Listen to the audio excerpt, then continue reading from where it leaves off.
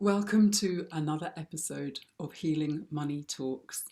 My name is Emma Lucy Wall, and I invite you, as I always do, to turn your mobile onto airplane mode.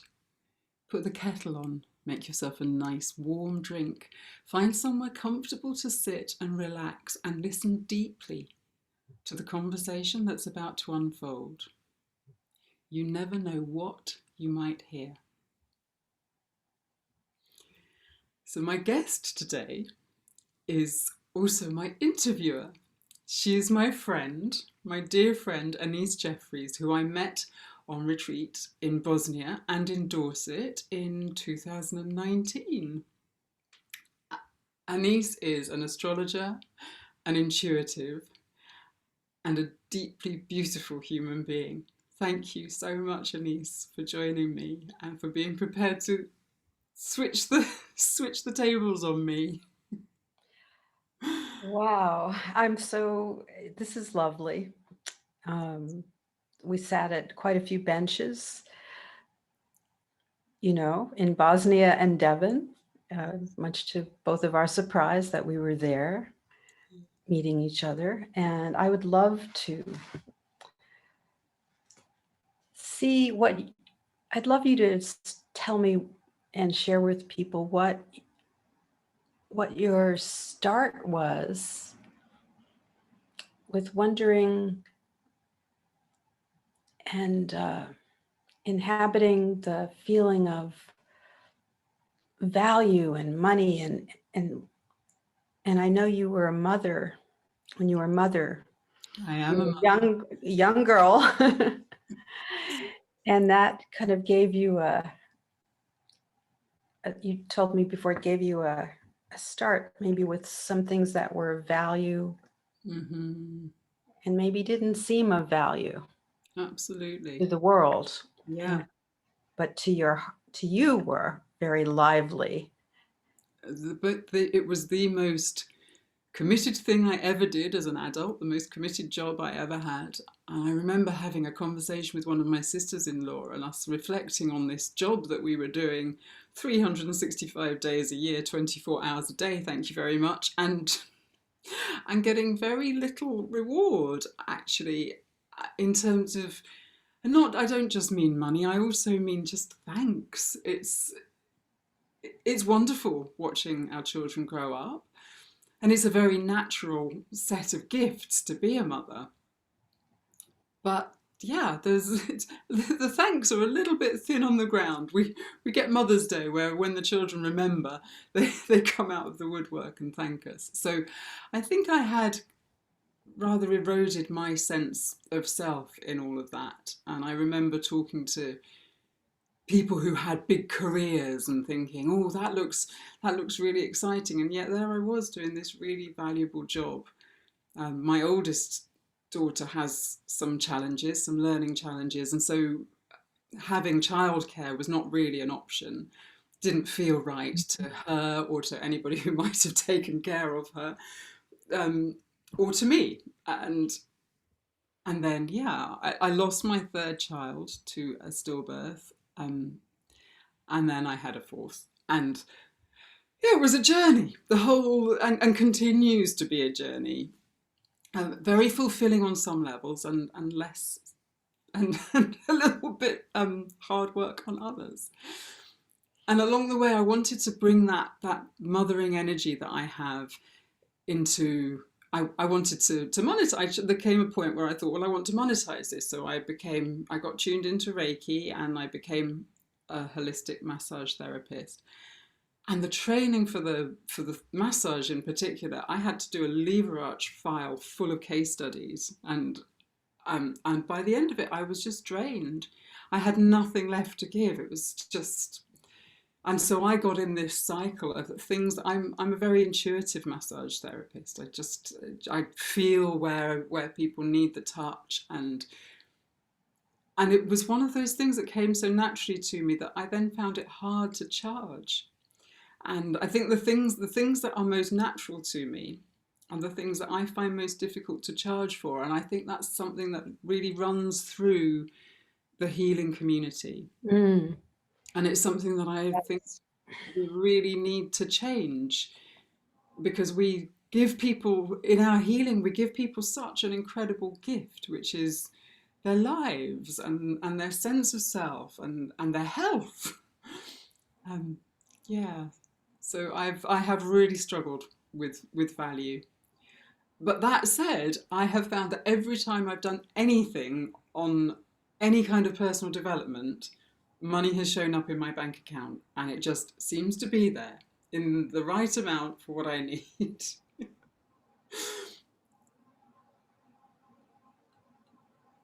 When you say for your personal development, you mean something you're drawn to? Yeah, like the retreats that we went Yeah. on, that Yes. I knew were going to be really expansive and would make my it would enlarge my own consciousness and then give me something to then teach to other people. It's just always seems to roll up. It doesn't matter what I'm doing. Money's just there. And I'm, yeah. We were having a conversation before, weren't we, about how money does that. Yes, it shows up, and there's some kind of uh, open-heartedness and a yes that says this is valuable, and oh, I love this. That's what I found. Or and it's a little different than the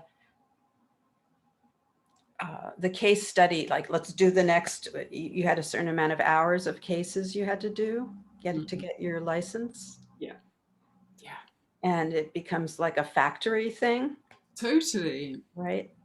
And I almost got into the position. I mean, these people were loving their massages, but I ended up being more more grateful to them than they were to me. It was very bizarre, and I'd come away from it just, yeah, kind of crawling out of the door and into my bed and and then I stopped being a massage therapist because it actually, that training process was Wow. really negative for me. Yeah, it makes me think of even mothering without the value Mm, and the support throughout the community, meaning the schools, that you didn't have appropriate helpers with your daughter that had hmm. Yeah, that needed, I she's don't on know. the autistic spectrum. I mean, and Right, but on the right. neurotypical end of the But as a child, it was more that you needed a lot of focus and love and attention yeah, and to be there. yes, exactly. And and I often find that flowing intuitive intelligence and that natural nurturing that you're talking about is needed everywhere. Mm, Point of view needed in every that's coming online now in yes, every industry, in what used to be called industries. yes. And the nurture and support needs to come to the one who's tuning in. And there have been micro societies that did that. Hmm. But even as you say those words, that feels there's something. We are. I know that we're in a shifting space at the moment, and a lot of. I think you and I just talked about it, and other speakers we've talked about this, the caterpillar to butterfly effect, that we're almost coming into this DNA soup at the moment. Everything's breaking down, um, and opening up a load of space for all this the newness, the Aquarian energy, the collaboration, the community, the truth and the honesty. That, there's been so much shrouding over the centuries. Shrouding and separation between these nurturing, intuitive,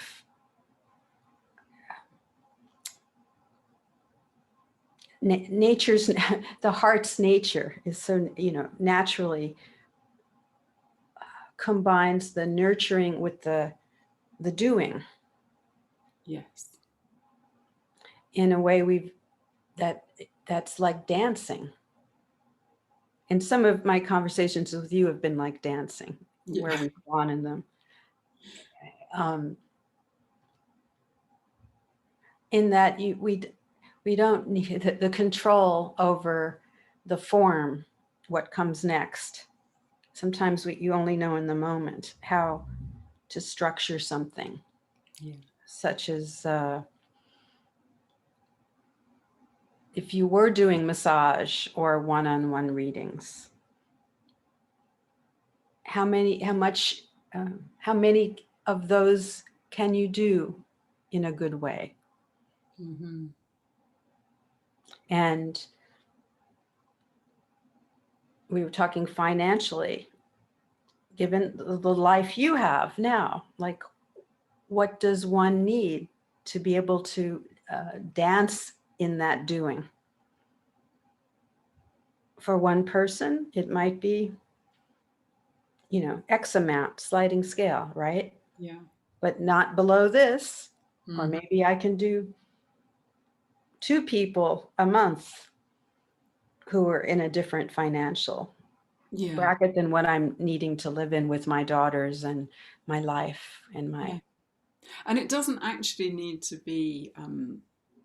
I think prices, everything. It just feels like everything's changing. Like the whole price, Mhm. the value thing, isn't it? That's Yes.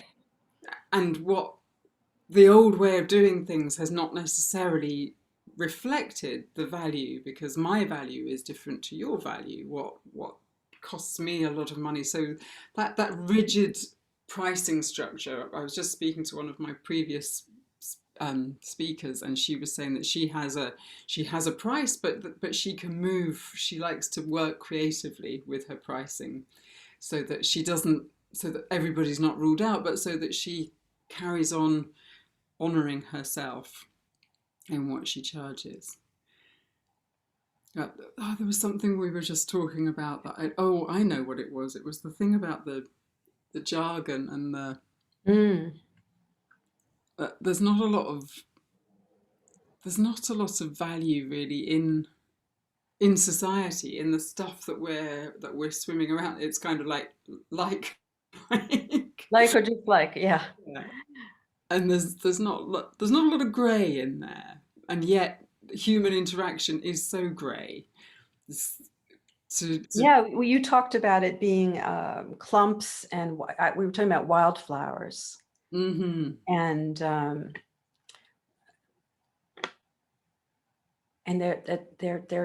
there's a reason why there are so many millions and billions of us, that we all have these beautiful frequencies Yeah, that can take um, that can help tune each other to the exactly. next up level of sensuousness, abundance, Mm. value, the dance of life. Yeah, and just because we're all online now, it doesn't mean that there's not real value in the conversations that we can have across Zoom, and the energetic connections that we can make. I think we're just at a place of redefining, and it feels to me like there's so much going on for everybody. And I feel like the next iteration of our economy is going to be very much about how do we look after one another? How do we, Mm. rather than bullying each other out of the way, and it's that meme, the old Piscean way, you get out of my way, I'm first in line. It's like, how do we all come together? How do we all have, where is the win-win? Where does everybody feel that their needs are being met? That's what I see from lots of the conversations that I've been having, is how we get to a place where everybody's happy with every transaction, and there isn't that resentment. And How do we? There are many ways to do that we're all starting yeah. to feel. Some of that's internal Mm-hmm. changes, most of it, and not thinking that I'm in competition with the other person who is doing massage or finding new ways to talk about money, that we're actually this beautiful chorus Yes. that breaks out into little songs. Yeah. And then some of the singers change to another chorus, and we have new versions of the songs. It's kind of beautiful how many people are, the people you've interviewed. It's incredible how there's a lot of subtlety and individuality in all those people that you've interviewed in terms of which streams, the weavings they're doing Yeah. with these new energies that are based on care. And what else? It was based on Love, love. compassion and kindness, and coming from a heart-centered place, leading with the heart, and leading with, is this good for everybody? Is this good for the people in the transaction? Is it good for the planet? Is it good for the people who are being knocked down, not knocked down, but the knock-on effect of the transaction? Is that going to still be done in a kind and compassionate way for all involved? And I don't think that kind of consideration has been a part of our financial world until now. And it's creeping in. It's it hasn't quite taken hold. But this thing about the clusters, there are my purpose in creating this summit has been to highlight one little cluster. So there's Louis' Care First World, and then there's Sarah Jennings doing her stuff, and there's Barbara Wilder, and there's Sarah McCrum, and there are different people within Sarah McCrum's community, and everybody's doing their little bit. And those little bits, as they get bigger, they start to find each other, and the little tendrils go out, and oh, hello, I know you, and then the clusters can grow. And gradually, we're going to shift the consciousness of money. We're going to stop viewing it as this thing to be feared and to be ashamed of and to feel guilty about, and we're going to be able to come to it from love and with love and as love. Oh yes, oh yes. You were talking like nature. Mm.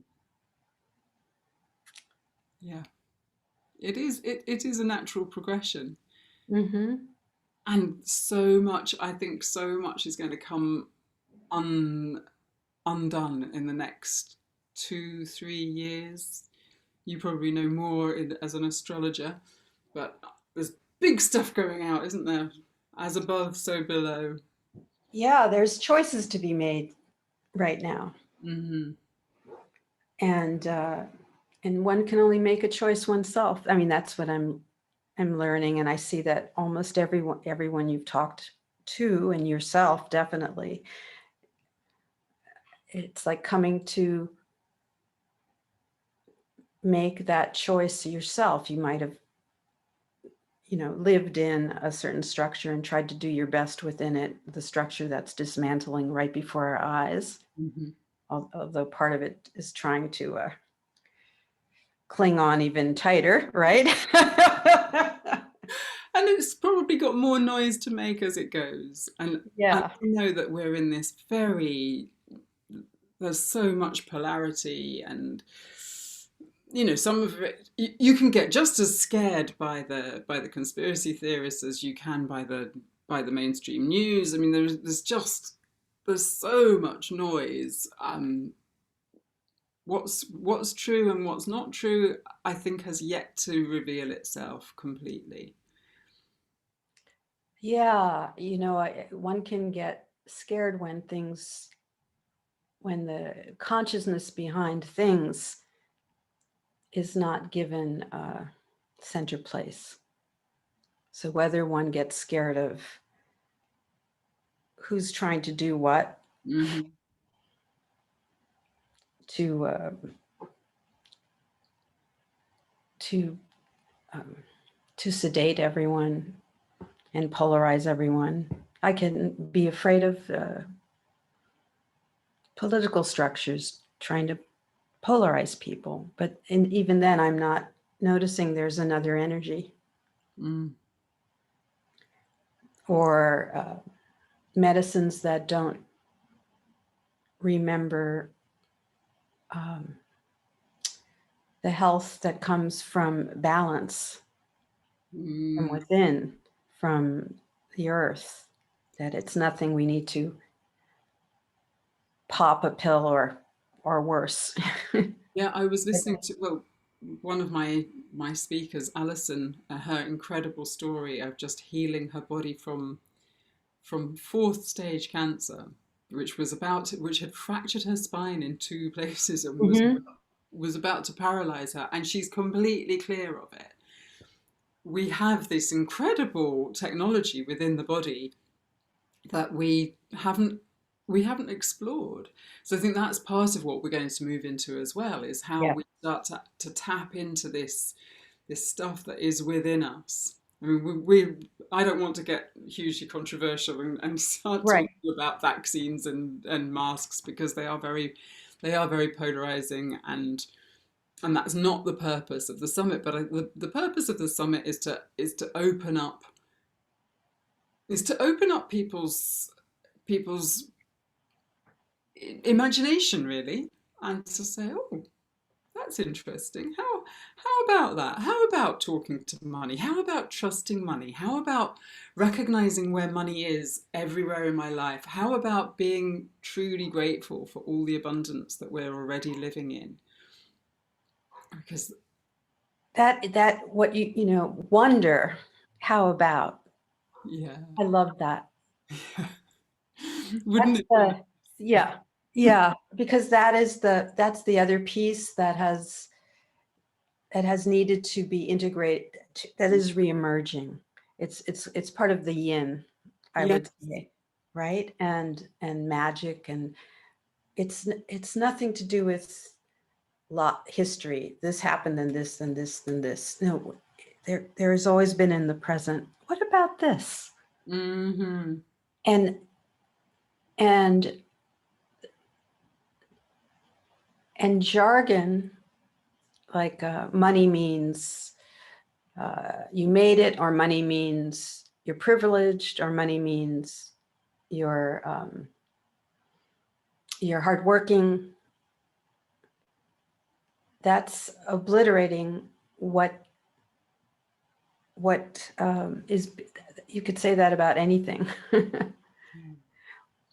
That's putting it in boxes and taking it away from uh, this more fluid. Money is love. I care for this. Money is a way to make form too, or to share. Money is so many things Yeah. that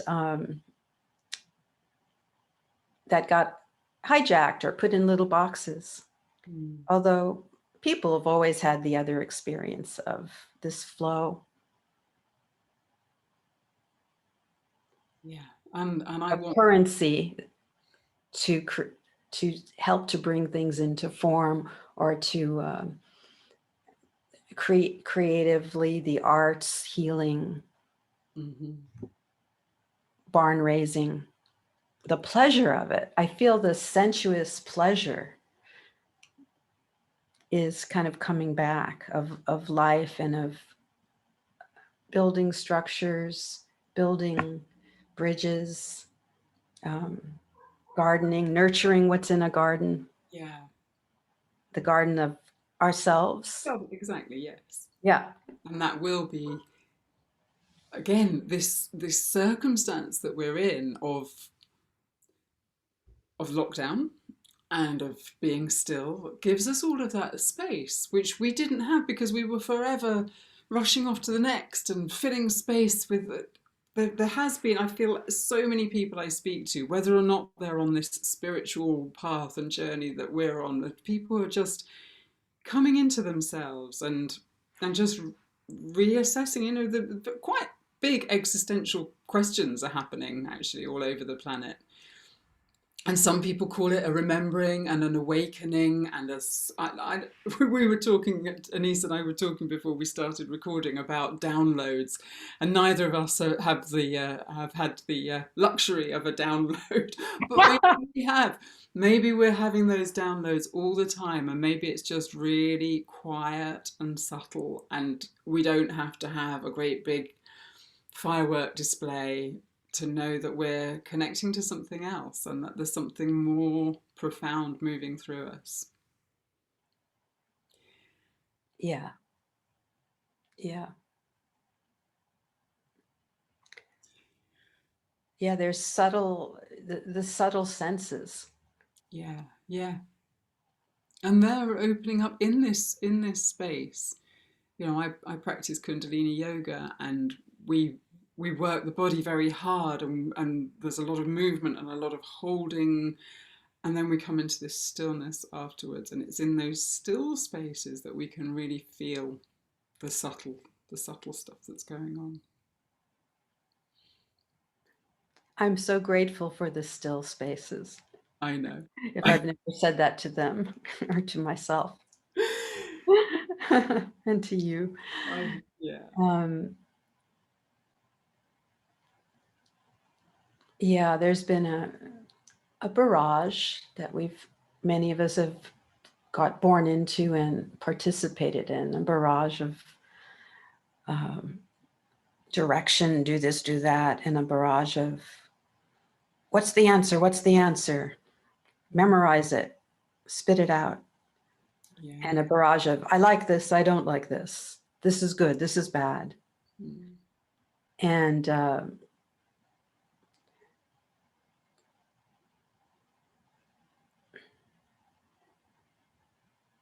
And in those moments when you just look into someone's eyes, there's just so much. It's Mm. not a separated good and bad. There's this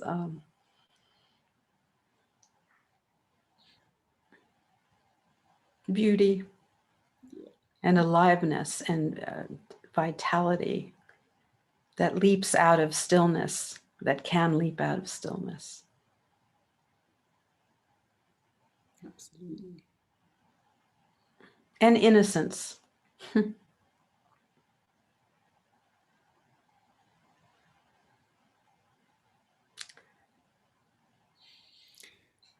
I feel Oh, that from all the people you talk, from some of the people that you've interviewed or talked about to me, this innocent place absolutely. And the grateful place. and the grateful place.